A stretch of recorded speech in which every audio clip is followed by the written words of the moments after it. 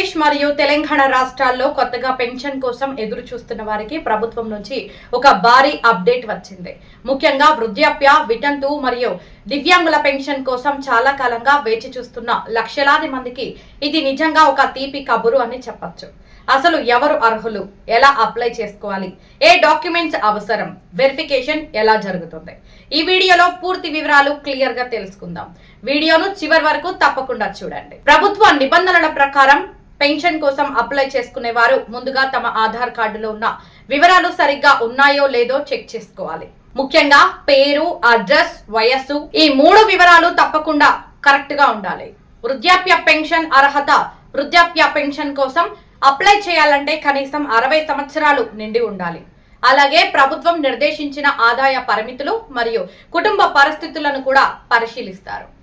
ఇక application process విషయానికి వస్తే మీరు నేరుగా మీ గ్రామ లేదా వార్డు సచివాలయానికి వెళ్లి దరఖాస్తు చేసుకోవచ్చు.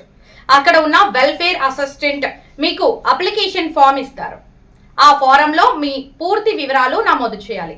అవసరమైన documents Aadhaar card, ration card, bank passbook xerox, mobile number, passport size photo ఇవన్నీ జత చేసి అప్లికేషన్ సమర్పించాలి.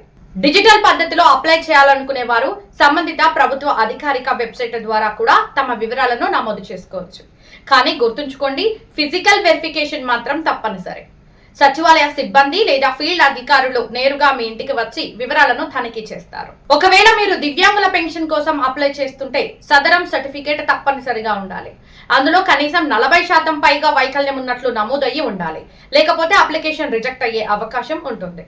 మీ అప్లికేషన్ సమర్పించిన తర్వాత అధికారులు మీ ఆర్థిక పరిస్థితిని కూడా పరిశీలిస్తారు. మీరు ప్రభుత్వ నిబంధనలకు అనుగుణంగా అర్హులని తేలితేనే పెన్షన్ మంజూరు చేస్తారు. అందుకే అప్లికేషన్ సమయంలో సరైన వివరాలు ఇవ్వడం చాలా ముఖ్యం. చూసారు కదా ఫ్రెండ్స్, కొత్త పెన్షన్ దరఖాస్తు ప్రక్రియ ఎంత సులభంగా ఉందో. మీరు కూడా అన్ని అర్హతలు కలిగి ఉండి ఇప్పటి వరకు అప్లై చేసుకోకపోతే వెంటనే మీ సచివాలయానికి వెళ్లి దరఖాస్తు చేసుకోండి. ఈ సమాచారం మీకు ఉపయోగపడితే వీడియోను తప్పకుండా లైక్ చేయండి. మీ బంధుమిత్రులతో షేర్ చేయండి.